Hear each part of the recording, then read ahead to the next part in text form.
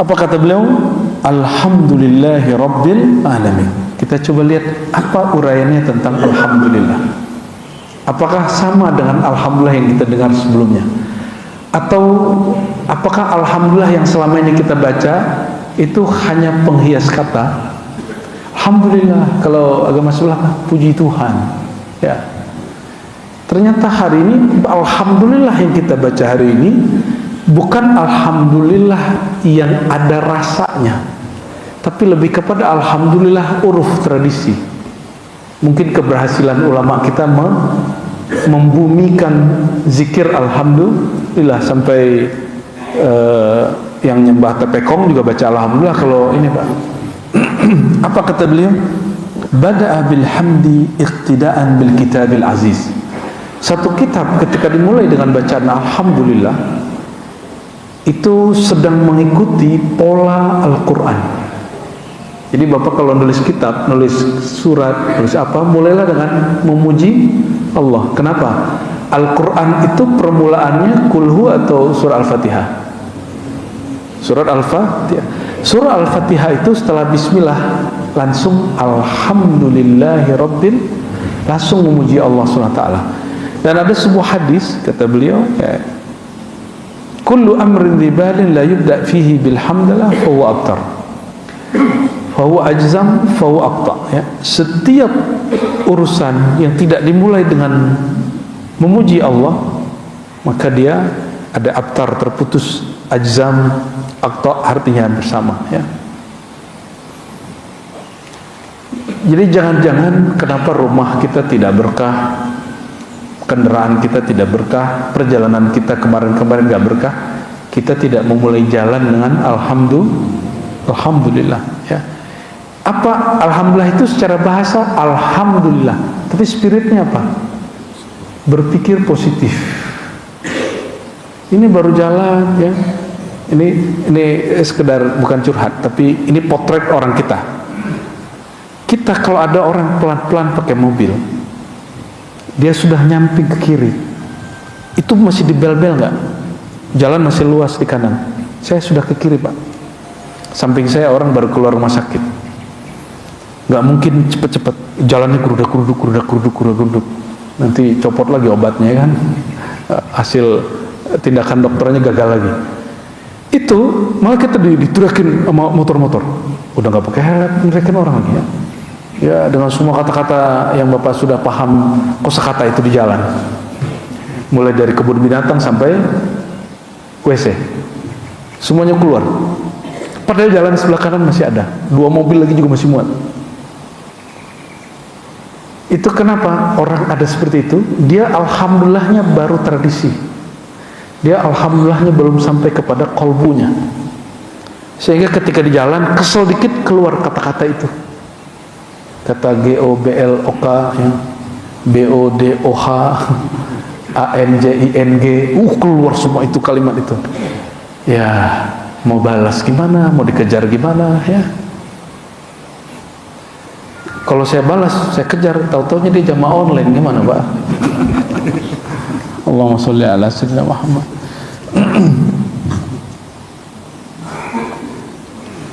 Secara harfiah Alhamdulillah apa maknanya? Nah, ini makna dari Imam As-Sunusi. Alhamdulillah berarti al-madhu bi kulli kamalin lillah. Pujian dengan segala kesempurnaan kita kembalikan itu sebagai milik Allah. Jadi jika ada merasa terpuji dalam diri, ada merasa lebih dikit, pulangkan kepada Allah. Wajah kita kata orang tampan, yang ngelukis wajah ini siapa? Suara kata orang merdu, yang bikin suara siapa? Betul, beneran nih. Jadi kalau suaranya dipuji, siapa yang terpuji? Otak kita kata orang cerdas, siapa yang bikin otak? Ya Allah. Orang tua enggak, orang tua cuma begitu aja kerjaannya, ya.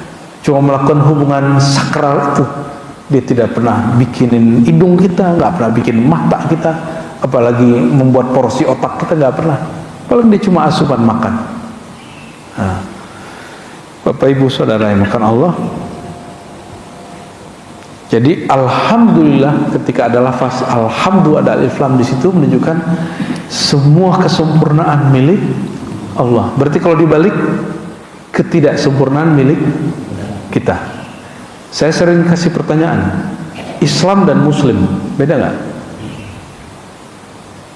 Islam itu milik Allah. Inna dina indallah. Kalau Muslim, apakah Muslim sesempurna Islam? Jadi jika ada orang mengkritisi orang Islam, apakah itu kritik terhadap Islam? Enggak ya? Gimana? Bapak ini pantas nggak, mohon maaf, menjadi representasi daripada al-Islam itu, pantas nggak? Atau jangan-jangan al-Islam itu menjadi tidak berkelas karena kita mengaku Islam? Yang mana nih? Asbab orang mandang Islam lewat kita, itu orang kemudian, oh Islam gitu ya. Jangan-jangan kita lah penyebab kemunduran Islam. Bukan, Islam sih nggak pernah mundur. Kemunduran orang yang meyakini ajaran Islam. Al-Islam selalu tinggi, al-Islam ya'lu wa la yu'la alaih. Yang rendah itu orang yang menganggap dirinya mewakili Tuhan, mewakili al-Islam, padahal dia nggak pantas. Nauzubillah tsumma nauzubillah ya.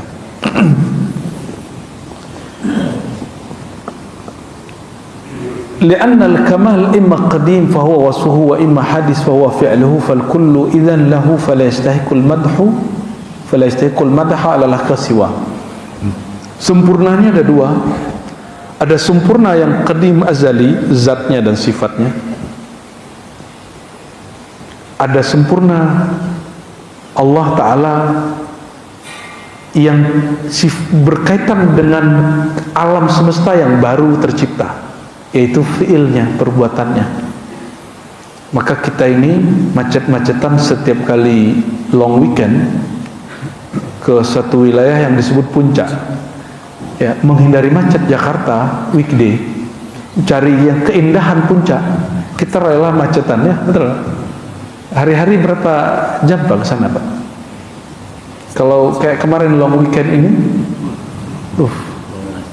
ya 12 jam cuma untuk ngelihatin lekukan gunung. Orang yang tidak mengerti seni, ketika melihat gambar dia puji gambarnya. Tapi orang mengerti seni, disebut filsafat aksiologi.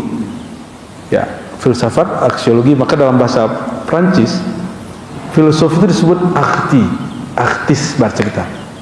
Tulisannya artis, bacanya arti. Jadi artis dalam bahasa filsafat Prancis itu orang yang mengerti seluk-beluk dari suatu pemikiran dan seni. Kalau di Indonesia artis apa? Jadi lafaz artis pun jadi rendah karena kita Pak.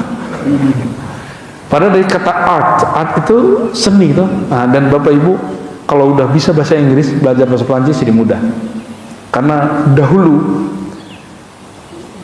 hampir 40% kata ahli bahasa, bahkan lebih, bahasa Prancis itu masuk ke bahasa Inggris.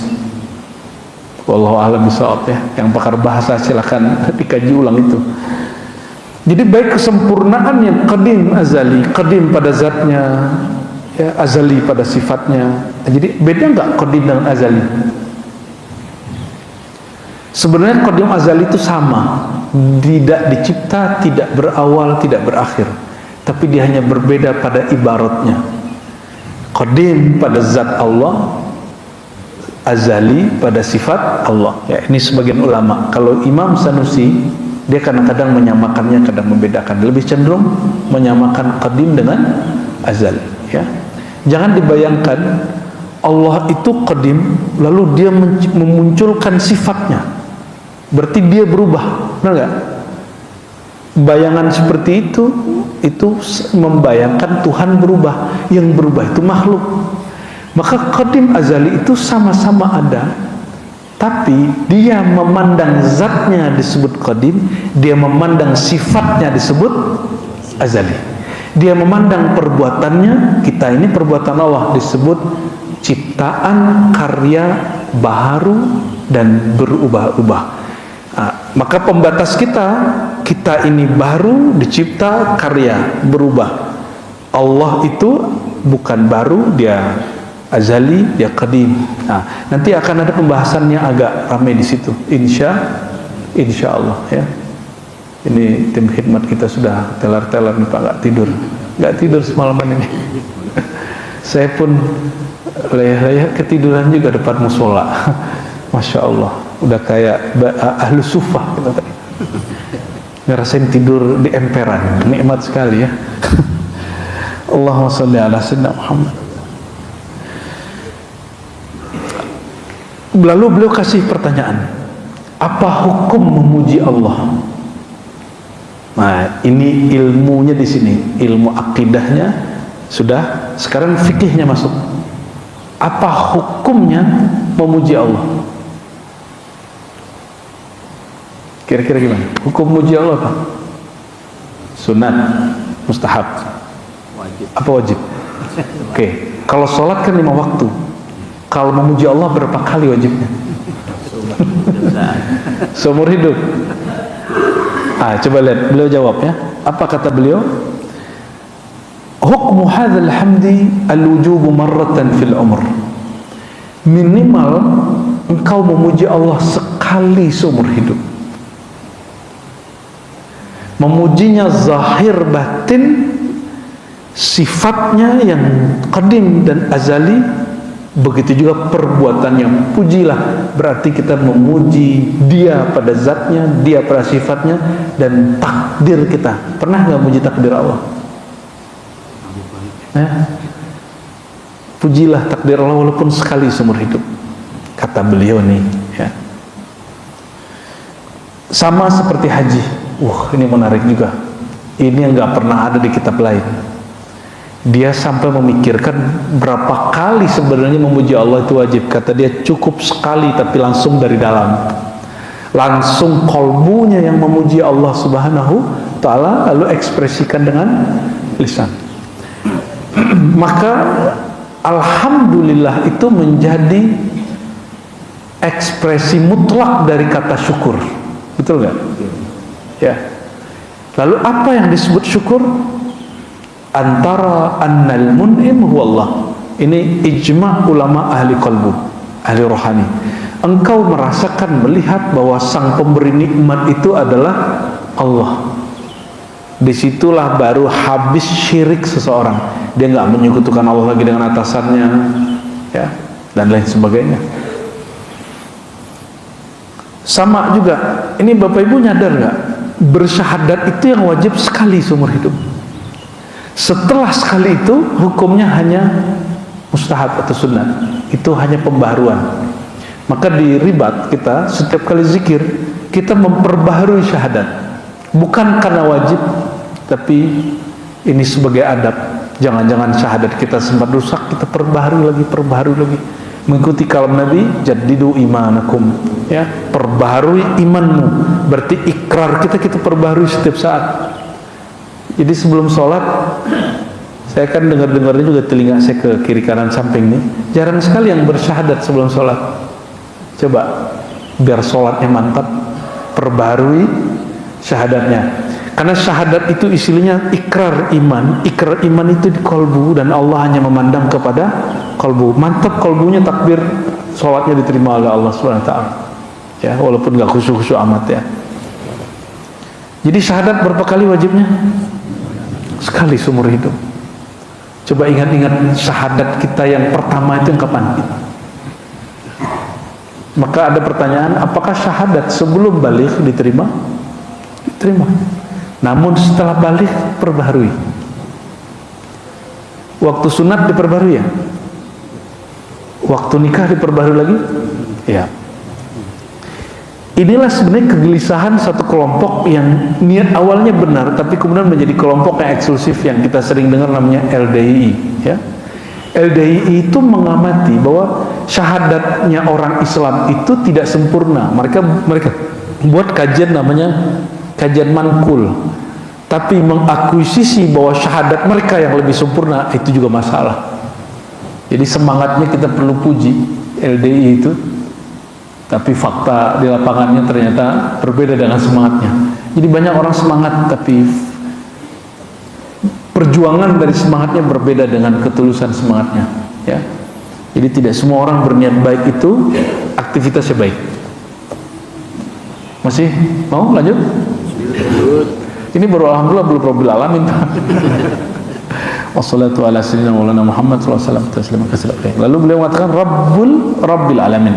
Alhamdulillahi rabbil alamin. Kata Rabb itu juga satu jenis kata, satu akar kata dengan sering dengar Fakultas Tarbiyah dan Keguruan di UIN IAIN.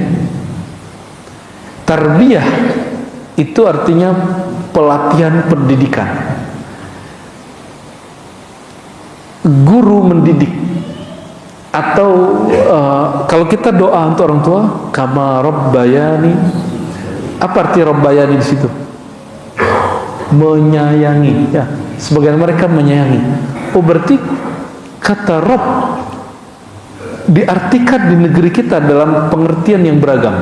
Ada yang mengartikannya keguruan, pelatihan, pendidikan. Tarbiyah di IAIN diartikan pendidikan. Tarbiyah fakultas pendidikan.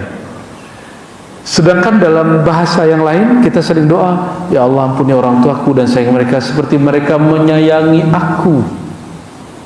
Ternyata terjemahan itu kurang tepat, walaupun boleh. Rabbayani dari kata rabba lebih kepada arti mengayomi, mengurusi, mendidik gitu.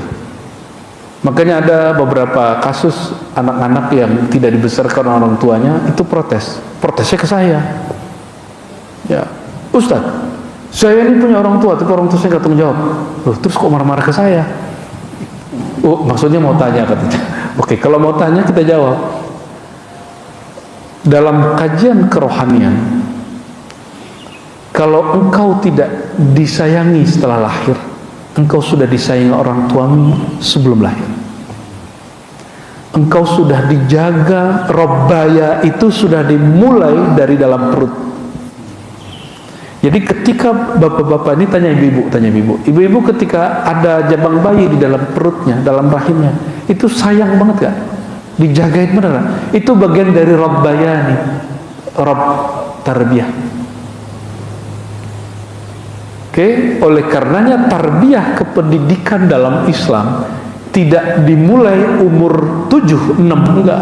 Dimulainya dari dalam, bahkan dari bikinnya pakai bismillah enggak? Bismillah janibna syaitan wa janibna syaitan ala ma razaqtana. Dimulai dari situ mulainya. Itu cara, karena tidak mau hasil dari cinta berdua itu diganggu oleh syaitan, dipagar dengan nama Allah. Itu sudah bagian dari tarbiyah. Itu bagian dari tarbiyah. Makan, ibu-ibu ini niat nggak kalau makan diniatkan, ya Allah aku niat makan. Kalau lagi punya jabang bayi, dengan namamu, dengan izinmu, semoga jadi nutrisi juga bagi badanku dan bagi si jabang bayi. Disertakan nama Allah, itu bagian dari tarbiyah. Bagian dari tarbiyah. Hari ini kan ada terapi-terapi dengerin musik ke dalam ini. Ya salam tuh norak bagi saya itu ya. Kelamaan nih sadarnya. Boleh nggak apa-apa, kita nggak ada masalahin penemuan itu. Tapi pendidikan kerobbayani sohiro kecil itu dari kita masih kecil di dalam perut ibu kita.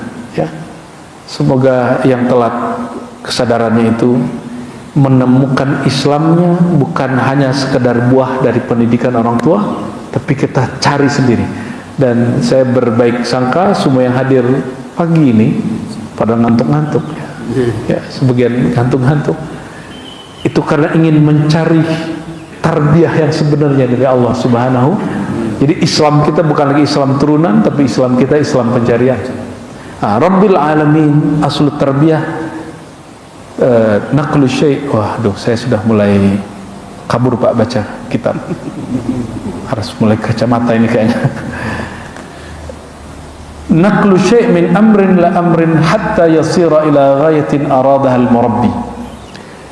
Tarbiyah itu dalam definisinya memindahkan sesuatu dari satu fase ke fase yang lain sampai kepada puncak atau tujuan yang dituju oleh orang yang sedang memindahkannya. Maka orang yang memindahkan itu disebut murabbi. Jadi siapa yang layak disebut murabbi? Dia mengerti fase-fase, tingkatan-tingkatan orang ini, oh levelnya ini, dia bisa dinaikin, bisa dipindahin. Itu disebut dengan murabbi. Istilah murabbi itu istilah yang ada di pesantren-pesantren, di tarekat-tarekat. Walaupun istilah murabbi hari ini sering identik dengan satu pergerakan, tapi saya sampaikan pergerakan itu Ikhwanul Muslimin. Ikhwanul Muslimin sebenarnya didirikan oleh seorang sufi Ahlus Sunnah namanya Syekh Hasan Al-Banna. Dia tarekatnya Syaziliyah Al-Hasafiyah, dan dia mengatakan kun sufiyan qabla an takuna da'iyan. Jadilah kamu sufi dulu sebelum dai. Ya. Saya termasuk pernah berinteraksi dengan para murabbi dalam kategori itu, ya, berliko-liko juga ada mereka. Meskipun kemudian saya berpikir, oh ada hal yang aku belum puas, maka saya cari murabbi yang bersanad kepada imam-imam tariqah, imam-imam Ahlus Sunnah wal Jamaah. Jadi sampai hari ini saya masih punya murabbi, tapi bukan murabbi pergerakan seperti yang teman-teman bayangkan itu. Namun saya masih menganggap dua-duanya oke, ya. Dulu mungkin yang masih mudanya pernah zikir pagi sore ma'thurat, ya, diajak oleh murabbi gitu ya. Bahasa kerennya hari ini mentor, ya. Nanti di ribat akan digunakan istilah murabbi kembali, ya. Kita akan hidupkan istilah itu kembali, ya. Kemarin kita sebut khalifah mentor, ya, kita ganti lagi nanti. Summa nuqila ila al-malik wal muslih liluzumi tarbiyah lahuma ghalibah, ya. Dipindahkan dari fase ini lalu dipindahkan kembalikan ke pemiliknya dan orang yang bisa merubahnya, ya. Bagian terakhir, ya, bagian terakhir. Rabbil alamin, alam, ya. Alam itu bahasa Indonesia atau bahasa Arab? Baru sadar, ya. Ya, ternyata alam itu bahasa Arab. Ya. Kita sering menyebut alam apa? Pemandangan alam. Tapi dalam bahasa Indonesia, alam itu identik dengan pemandangan empirik panca indera. Padahal alam dalam istilah Quran, Rabbil alamin, segala puji, kesempurnaan pujian milik Allah Ta'ala, pemilik, penjaga, pengayom alam semesta. Alam semesta, kata Imam At-Tabari dalam Tarikh Tabari, disebutkan 18.000, dan ada yang mengatakan lebih dari itu. Kenapa? 18.000 itu di dalam satu alam, ambil 18.000, ambil satu. Satunya itu di dalamnya ada sekian ribu lagi. Anggaplah satu alam 1.000. Tapi 18.000 kali 1.000 berapa? Itu yang 1.000 di bawahnya dibagi lagi, ada lagi negeri-negeri alam di situ. Contoh diri kita, tubuh kita ini, Bapak Ibu, Bapak kira ini Bapak ini satu alam? Tidak. Ada alam pandangan, ada alam pendengaran. Bedakan mata dengan alam pandangan. Bedakan telinga dengan alam pendengaran. Itu sebabnya kita ini suka dengerin lagu-lagu yang merdu, betul gak? Dan Bapak Ibu ini kalau kangen sesuatu, rindu sesuatu, kadang-kadang disebabkan mendengarkan satu musik tertentu yang kita punya memori. Hidung ini penciuman, dia punya alam sendiri. Kita kadang mencium satu bau yang khas dan kita ingat seseorang, kawankah, gurukah, kekasihkah. Kalau saya ingat Bukhur, saya selalu ingat guru saya Syekh Hasan itu. Jadi kami kalau ngaji kitab, di belakang dibakar bukhur. Saya dulu nggak ngerti bukhur, Pak, saya kira menyan. Ini Syekh kok khurafat bener gitu. Ternyata bukhur. Nggak bisa bedain mana barang berkualitas sama yang berkualitas, ya. Nah, maka dalam diri ini ada alam indrawi, itu 5 alam sudah. Ada alam jasadiah. Alam jasadiah ini Bapak ambil satu kuku, itu kalau dibelah itu sudah satu alam yang berbeda. Ambil darah satu tetes darah itu sudah satu alam dan beralam-alam lagi. Betul gak? Ya. Rambut, ambil satu rambut, itu juga ada molekul-molekul, ada sel-sel dalamnya, dan itu alam lagi. Jadi betul-betul diri kita ini gabungan dari semua alam-alam yang ada di alam semesta. Jika di luar itu ada pohon, di sini ada rambut, dia tumbuh. Di luar itu ada batu, ada gunung, dalam ini ada tulang. Ini kalam Imam Ghazali. Imam Ghazali berkalam begitu. Di luar sana ada tanah, tempat tumbuhnya pohon-pohon, di sini ada daging. Di luar ada air, di sini ada darah. Ya. Di luar ada suhu panas, di sini ada suhu panas, dan lain sebagainya. Di dalam diri kita minimal ada 18.000 alam. Maka yang disebut Isra Mi'raj. Orang Mi'raj itu jangan dibayangkan ke alam sana, Pak. Ditembus ke alam sini. Oleh karenanya, Bapak Ibu kalau takbir sholat, pikirannya langsung masuk ke dalam. Betul nggak? Karena Bapak Ibu mohon maaf tidak punya guru mursyid yang bisa menjadi asbab kita mengkat dari memikirkan dunia. Akhirnya baru sholat udah pikiran kemana-mana. Itu masuk namanya ke alam angan-angan. Alam angan-angan inilah kalau diteruskan akan merusak seorang ahli ibadah.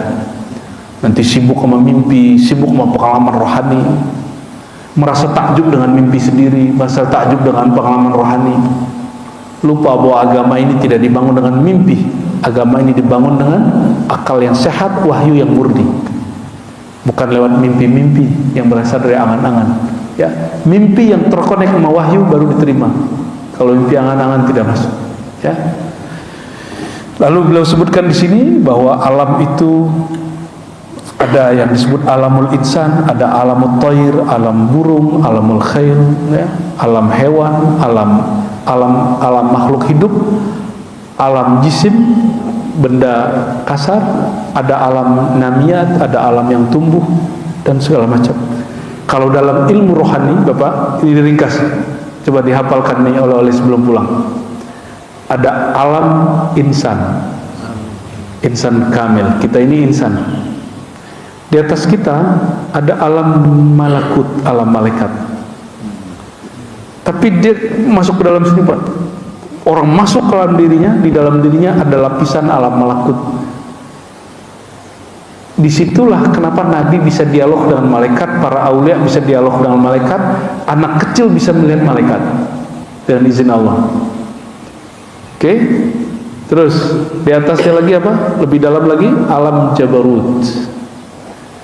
Malakut ini alam zikir-zikir, alam malaikat.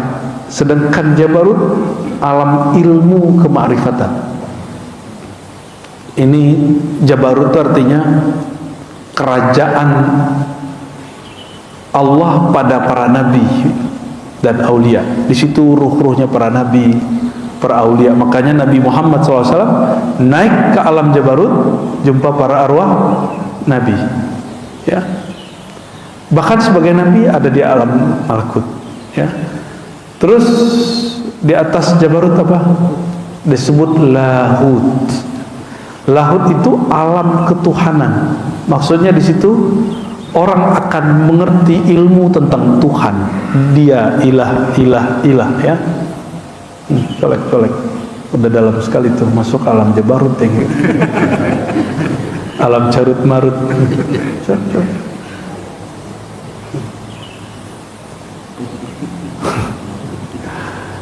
Coba orang tidur ada mimpi. Di saat dia mimpi nyata nggak? Di saat dia mimpi, Bapak waktu lihat cewek cantik di mimpi minat kan? Ya, ngeliat ular di mimpi lari kan? Lihat orang gila di mimpi lari. Betul nggak? Ada yang mimpi terbang? Ada yang mimpi terbang nggak? Pernah mimpi terbang? Ini saya langsung terjemahin, Pak. Saya takbir langsung. Ada yang mimpi terbang nggak? Pernah terbang ya? Pernah? Ente suka ngangan-angan. Jadi orang yang suka berangan-angan, berkhayal, salah satu penciriannya di alam bawah sadar dia yang disebut mimpi, dia suka Dia kalau masuk ke alam itu terbang dia. Terbang aja. Ya. Kurang yang angan ya.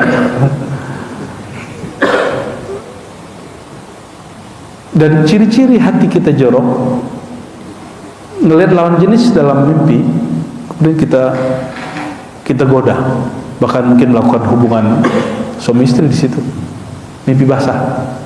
Itu batinnya lagi kotor, kecuali berhubungannya dengan pasangan sendiri. Maka Sayyidina Umar disebutkan dia waktu sibuk mengurus pemerintahan, dia tidak pernah mimpi basah sama sekali kecuali sekali, dan itu pun wajah istrinya. Apa kata Ibn Arabi? Ini di beberapa tempat saya sampaikan. Salah satu ciri kebeningan hati para aulia, mereka tidak lagi bermimpi jorok. Jangankan di alam sadar, di alam mimpi aja gak berani wasiat, Pak. Karena alam mimpi itu tidak mimpi. Nabi berkalam, an-nasu niyam, manusia itu tidur. Jika mereka mati, mereka tuh bangun. Saya mau tanya, ini bapaknya lagi mimpi apa lagi sadar ini? An-naumu akhul maut, tidur itu saudara mati. Maka belajar mati, mutu qabla anta mutu, artinya sebelum kita tertidur, belajarlah sebut nama Allah. Sehingga nama Allah itu terpatri masuk ke dalam diri kita, masuk ke alam bawah sadar, nama Allah itu gak hilang. Rasulullah itu kan sering hadir, Pak, di majelis-majelis, di sholawat-sholawat. Tapi karena kesadaran kita masih empirik, belum bisa merasakan keberadaan alam bawah sadar di saat sadar, maka kita gak mengenal ada kehadiran nurnya Nabi Muhammad SAW. Ini rahasia. Kenapa para aulia, gak jadi rahasia lagi, saya buka. Kenapa para aulia bisa menyaksikan sesuatu yang menurut kita gak mungkin terlihat oleh mata ini, empiris? Karena mereka tidak lagi melihat dengan empiris, mereka melihat dengan alam bawah sadarnya. Kalau bahasa kitabnya, basiroh. Gimana caranya? Jangan sampai tidur itu dalam keadaan hati kotor. Jangan pernah tidur bawa amarah. Jangan tidur bawa kebencian. Mau? Jadi sebelum tidur, lepaskan semua itu, karena kita mau pindah alam. Dan yang saya khawatirkan, orang tidur, mimpi, dan gak bangun-bangun. Gak bangun-bangun. Oleh karenanya, orang yang mati, dia tidak sadar dirinya mati, sampai dia diinterogasi oleh malaikat. Dia ngerasanya dia sedang mimpi. Jadi orang tidur itu, Pak, dia ngerasa mimpi. Tapi orang yang mimpi itu dia merasakan apa yang dia lihat itu nyata. Ya. Jadi ada alam bawah sadar. Ya, orang psikolog kan sampai di situ aja kalimatnya. Padahal di kitab sudah banyak. Dan mungkin nggak tahu, bodohnya kita lebih senang dengan istilah-istilah alam bawah sadar. Kenapa kita nggak gunakan alam jabarut, alam lahut? Lebih clear dan jelas. Di malakut jumpanya siapa?